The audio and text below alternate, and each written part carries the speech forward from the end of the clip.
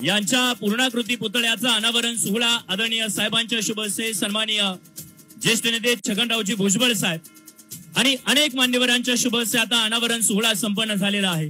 तदनंतर या ठिकाणी बाजार समितीच्या प्रांगणामध्ये प्रथमतः शेतकरी बांधवांसाठी सुरू झालेल्या श्री चक्रेश्वर महाराज भोजनालयाचा शुभारंभ सोहळा आदरणीय साहेबांच्या शुभ हस्ते संपन्न झाल्यानंतर आता आपण मान्यवरांचा सोहळा सत्कार सोहळा संपन्न करणार आहोत। मी विनंती करतो उजव्या बाजूला उभ्या असणाऱ्या मान्यवरांना कृपया आपण व्यासपीठावरती स्थानापन्न व्हावं। प्रथमतः या ठिकाणी आजच्या या कार्यक्रमासाठी उपस्थित असलेले ज्यांच्या शुभ हस्ते पुतळ्याचा अनावरण सोहळा संपन्न झालेला आहे ते सन्माननीय माजी कृषी मंत्री आणि देशाचे नेते आदरणीय शरदचंद्रजी पवार साहेब यांचा सन्मान प्रथमतः मंचावरती संपन्न होतोय।